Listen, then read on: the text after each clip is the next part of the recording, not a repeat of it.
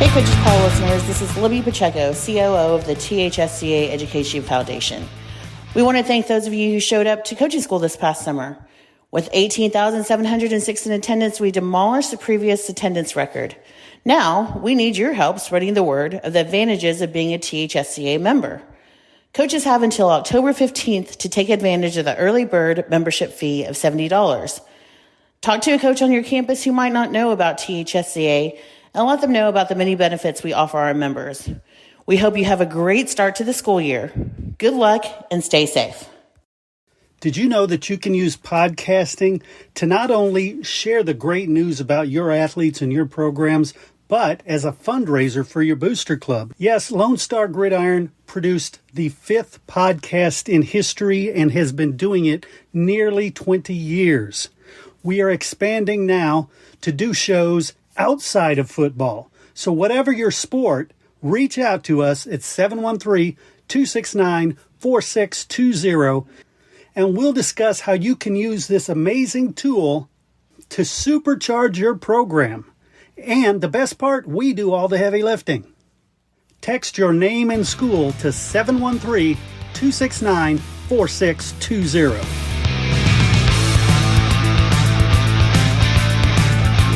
All right, welcome back to the Coach's Call. I'm Chris Daly, and today I have, again, I always say this, 2 special guests, but they are special this time. Always good to see you again, Stephen Mackey. Glad to be here, Chris, man. Thanks. We're making a habit of this. Yes, we are. I was telling Kendall Miller did one the other day with us. He did another today, and I said, I'm going to have to put him on payroll. I'll take that. And, of course, he said, yeah, please. But yes, we have a special guest in Kyle Craighead from the Ecsell Institute. And what are we going to talk about today? Well, Dr. Kyle Craighead is somebody I call an OKG. He's our kind of guy. Nice. And he does some really important work on the research side of the effectiveness of coaches and really looking to connect the narrative of coaches that we know they make an impact and putting real numbers to that, and then making coaches better along the way. And so excited to get to visit with him. I love that. And I'm going to hand the reins over to you, but I'm so excited because you're right. I understand the power and the value of this, but I'm also a stats nerd, so I'm excited to listen in. Yes, absolutely. Well, Kyle, thanks for joining the Coach's Call. Thank you. Thanks for having me. Looking forward to this. You bet, man. So I want to begin with one really pretty simple question. Why do we need numbers on the effectiveness of coaches? You know it. I know it. Coaches matter. Why do we need numbers to prove what we already know? Yeah, intuitively, we've known the difference that coaches make, and we can tell great stories with the impact that coaches make with certain student athletes. We all could picture that student athlete in our mind that we had a massive effect on. We changed their lives, and we know that. That doesn't necessarily speak to the numbers that go into the accountability measures that speak to people who make decisions like superintendents, sometimes lawmakers. They need to see numbers around the impact that we're making. So if you asked me, Coach Mackey, what type of impact are coaches making? And I said, well, a lot. Well, a lot is vague. We need to be saying we have this much of an impact on attendance, this much of an impact on GPA, this much of an impact on discipline. It's the accountability measures that school leaders, superintendents, and lawmakers, they look to. And as coaches, everyone else has this data. We don't have it. The smallest curriculum adoption, the smallest tutoring adoption that someone may pay for can say, we raise math scores by blank, we raise GPA by blank. We don't do that as coaches while we know we're having that effect. That's why the numbers matter. So the narratives matter, the numbers matters too, and we need to marry those two. And that's the work that we do together. And where you said the work we do together, what is your organization and what do y'all do? Yeah, so we are called Ecsell Sports and Education. For 15 years, we worked in the business sector. We measured the effectiveness of business leaders, mainly sales leaders, on the people that they led, people that reported to them. What's happened over a period of time, and probably about 5 years ago is the starting point right before COVID hit, we started measuring coaches. because people were coming to us as ADs saying, hey, what you do in the business world, I think would work in schools. And so we measure the behaviors that great leaders exhibit. It's the small actions that people do that have large impact as an outcome. And they said, we can do this in athletics, and this may matter with coaches. From there, I actually was working in a school district at the time, and I'll give you a little bit of history on this because it's how we all got tied in together. We would ask, my role was principal professional development, and we would ask principals, how do you know if you're effective as a principal? And they would come back and say, well, we raised our math scores by blank. We raised our English scores by blank. And my response would be, well, that's great that you're setting the environment for those teachers to do that. But what are you actually doing as a principal that sets up that environment? It's the small actions that the principal makes. And that's what we measure. We measure 6 themes with coaches through an assessment that's easy to use for student athletes. And here's the key, is we're getting the student athlete voice that we've never really captured before. And that's who's giving feedback to coaches. In that is about a 5 to 7 minute assessment. It's fast. It's 30 questions. The student athletes can answer it on their phones. The process is very simple. The outcomes are huge. And not only are they impactful for people who make decisions in education, they're also impactful for the coach. So, Coach Mackey, you asked me, what do we do and why does it matter? Why it matters really to me in my heart is that coaches have known they made a large impact on student athletes for years. But we never have come back and said things like, yeah, but did you know that your average team GPA went up by blank from athletes who played for you versus non-athletes? Did you know that from freshman to sophomore year that student athletes attended more because they were a part of your program? Well, what about freshman to senior year? Those 4-year athletes who were with you. What type of difference did that make? That's a powerful idea, to be able to put the numbers and to speak the language of decision makers, of those who maybe once were in a coach's shoes but now have a whole host of other obligations and inputs to consider. When you can speak their language, that strengthens the profession of coaching. It also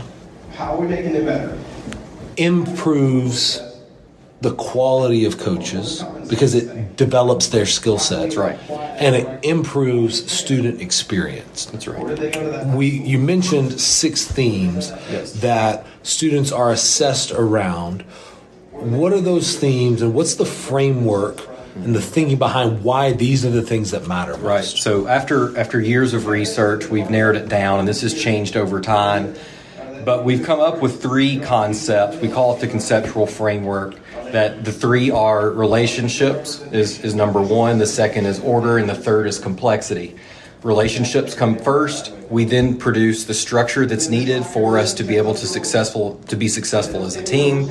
And then the last one is complexity, which is really challenging out of the comfort zone. So there's your 3: relationships, order, complexity.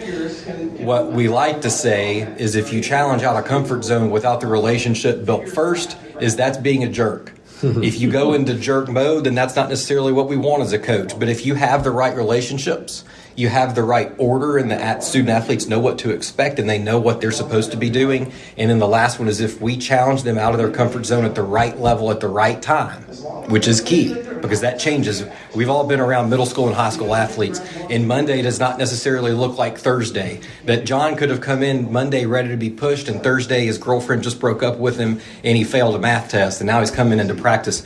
Pushing out of the comfort zone that day doesn't take much. And that's why relationships are so important.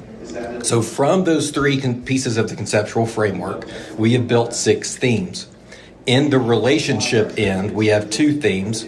The first one is connection. The second is psychological safety. Those are built around you understanding your student athlete really well. We believe, and the data proves this out, that coaches know their students better than anyone. The coaches who also work in the school building know them better than anyone. One of the beauties of Texas as a whole is that you have to be a teacher to be a coach. And we think that that's a massive impact. We'd like to study the impact of that across the nation. So the first 2 themes, connection, psychological safety. The next 2 themes, would be structure and communication. And those are typical things that coaches do. However, we like to say that these are the areas where most coaches put their time. It's not necessarily where they need to be putting their time because most people are pretty good at it. When we see the student athlete assessment results come back, we actually end up seeing that coaches score better here while they think they need to improve here. The last two themes 5 and 6, are skill development and challenge. And challenge and skill development are those pieces where you say, I push you out of your comfort zone at the right level, at the right time, but I still have to coach my student athlete in whatever it is the sport needs. So it's different than track is different than football, is different than wrestling. Well, it's those skills. And ultimately, while we may be judged on wins and losses, the reason we chose to do this as a profession is because we wanted to impact the lives of student athletes. Well, it's well past time that we measured that as much as we measure the on-base percentage, as much as we measure the block rate for pass blocking. If we're going in on Saturdays and grading that out on video, then we should also be grading out how we're doing and connecting with student athletes and pushing them out of their comfort zone. Well, we measure what matters. That's right. And this absolutely matters. So as coaches are hearing this, what one objection I might hear or could imagine coming up is, well, I don't want my students to grade me. What if they're having a bad day or they don't like me? Or what if my scores get to my athletic director? That's right. Does, my athletic director gets that? And does that mean that now my students are determining my future as a professional? Right. What would you say to an objection like that? Sure. So let's start first with the evaluative fault, and that's what I would call that. So from a former teacher and coach and myself, I would not want this to be done if it was seen as evaluative, and I'm just being honest, which is an objection that I probably would bring up without a good answer. This is very growth-minded, and the coach is seeing their score. The AD or anyone above them is not seeing that coach's score. This is for the coach to self-reflect and grow where they see. So to be clear, the grow. Results of this are an individual growth tool. That's right. Okay, what does the AD receive? The AD receives scores that are aggregated at a school level. The district could receive scores that are aggregated at a district level. The goal here is to know where the professional development needs to focus, and so it's specific to the coach, it's specific to the school, it's specific to the district, and we also can look at larger trends. So the right people get the right data. What we don't want to happen is someone at maybe a state level being able to trickle all the way down and say, well, my kid plays for that coach, and I really don't like that coach. I want to see that coach's scores. That's not going to be available because this is not an evaluation. This is feedback for growth. The same way that we ask student athletes to grow every day. It's the same way we would say touch the line, finish the run, all of those things that we ask the student athletes. That's the only thing we're asking of coaches here. This is what they're saying, do with it what you want, but this is the awareness. What we also like to say is that the student-athlete experience exists whether we measure it or not. Well, don't you want to have the awareness of what the measurement is from the voice of the student-athletes themselves? That's our ultimate question. We often will say that students will give us everything that we need to know. They'll teach us everything we need to know to grow, to help them learn, to become what they, if we'll just listen to them. That's right. As adults. And I would echo that, and that the feedback that can come from students does not have to be something that we're afraid of. Just like watching film is not something that we want them to be afraid of. That the truth never hurt anybody but their ego. That's right. And this is for coaches.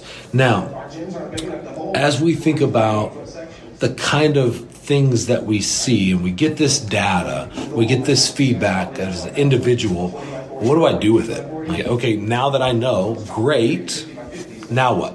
So that's where the guy sitting to my right, Stephen Mackey, comes in your group. So your 2 words development, which most people listening to this, I think, would know what that is and probably participate in that you have coaching curriculum, you have captain's course, you have elementary, you have all these areas that you have a hand in. ultimately what you're doing is improving the student athlete experience and student experience all the way through their elementary, middle, and high school careers. That's the way I see it. You can correct me if that's wrong, but that's the way that I see it. What we have done through partnership with THSCA, and mainly it's Libby Pacheco, who's my primary point of contact, is she introduced us to you. And in our discussions, what we've done is say, this is the data that we measured from the student athletes. Let's put it on a platform so that coaches can see what their scores are. They can build up their own improvements. But here's the beauty of it is Coach Stephen Mackey, sitting to my right, has made videos that's around the questions that we ask. So let's imagine that Coach 1 gets certain scores from their student athletes. And remember, the coach is the only one seeing these.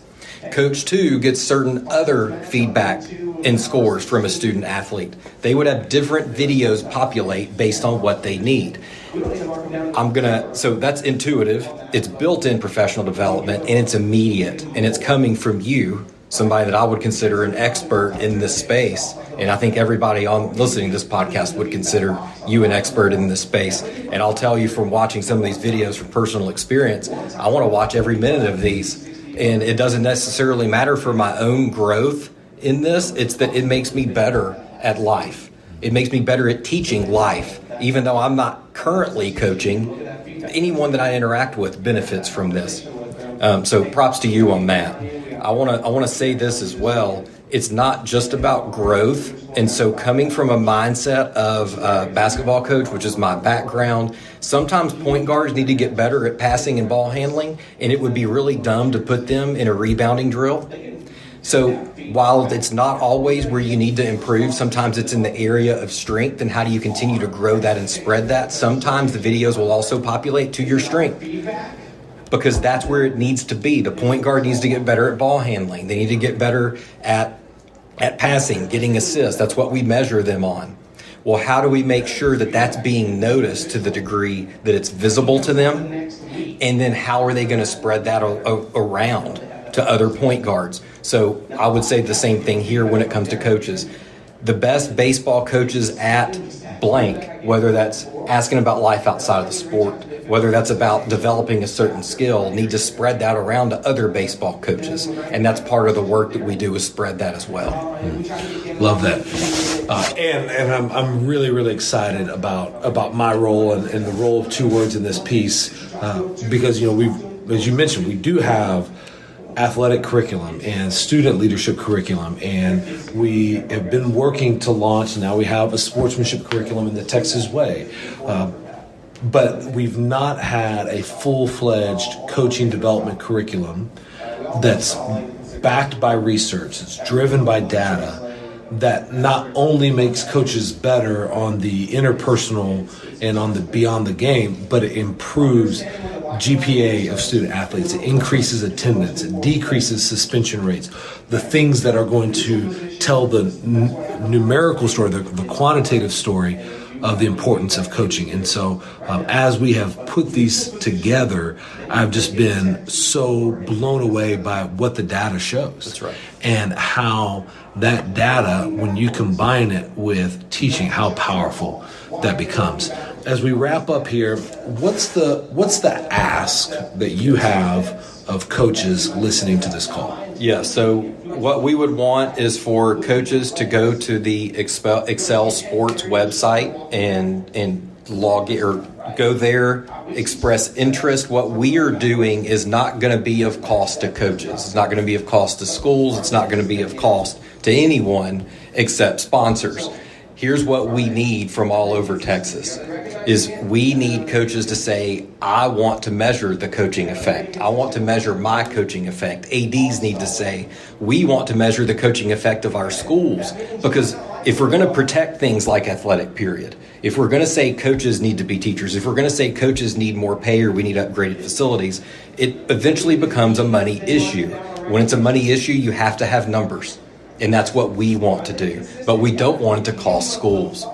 So we need people to express interest, to say, I want to do this, as we go and raise money to get this paid for schools, so that we all can work together to make the lives better for student athletes. In that, ecsellsports.com, that's ECSELL sports.com.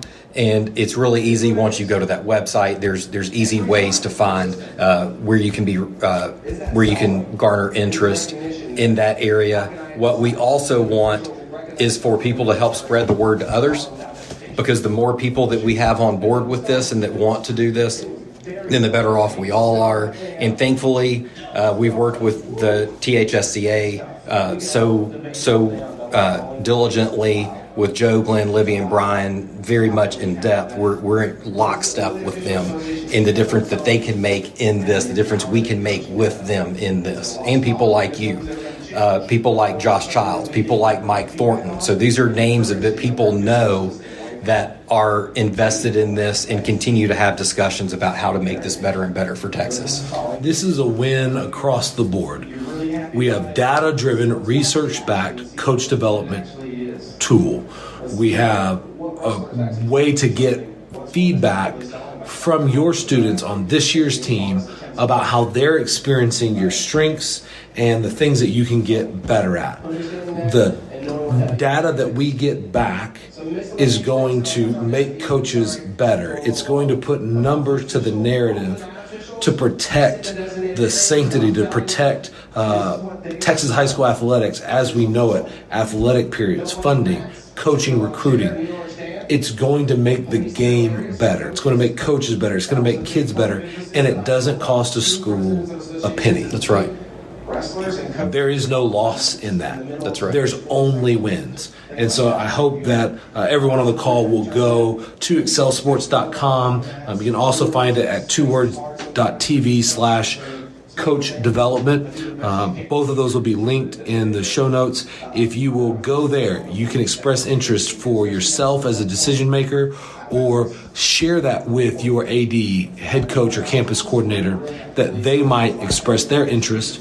And we can get this spread across the state of Texas to get not just the data that we need to make our case for coaching, but that we can also make coaches better to make kids better. And that's what the Coaching Association is all about, helping coaches help kids. So, Kyle, thanks for being on the Coach's Call. Thanks for the work that you're doing. Proud to do this with you, man. Always. Thank you, Coach Mackey. Thank you, Chris. It's nice to meet you, and very much enjoy this time together. You bet. And thank you again, Coach Mackey, for brilliant questions. And I want to reiterate, they need to go on there and they need to show the interest, because this is a game changer. Data is everything, and this is such good news. I'm stoked. Awesome. Thank you very much for the time.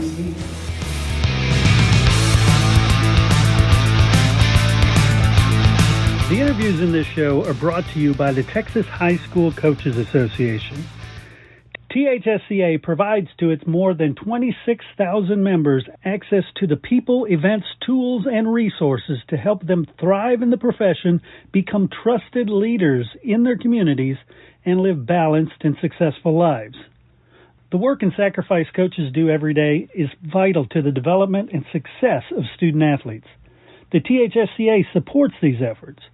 We fight for every coach, provide them with the connections and resources to improve their lives, and help all student athletes throughout the state enjoy lasting success. The mission statement is simply this: to help and serve Texas high school coaches as they work to help and serve student athletes. Helping coaches help kids. For more information on the THSCA, visit www.thsca.com. Hey, of course, I want to thank our guest, but I also want to thank you. I want to thank you for giving me what I consider the most valuable thing you can give, your time and your attention. And I know you don't do it to hear me. You hear it for the great messages provided by the THSCA. And hey, if you'd like to associate your company with the THSCA and the Coach's Call podcast, limited sponsorship opportunities are available. You can reach out to me, Chris Daly, 713-269-4620, or head over to my website, freshmediaworks.com. Once again, thank you so much for supporting Texas high school coaches. Please share this show out to everybody you can so that we can help share these important messages. Thanks again, and we'll catch you next time on The Coach's Call.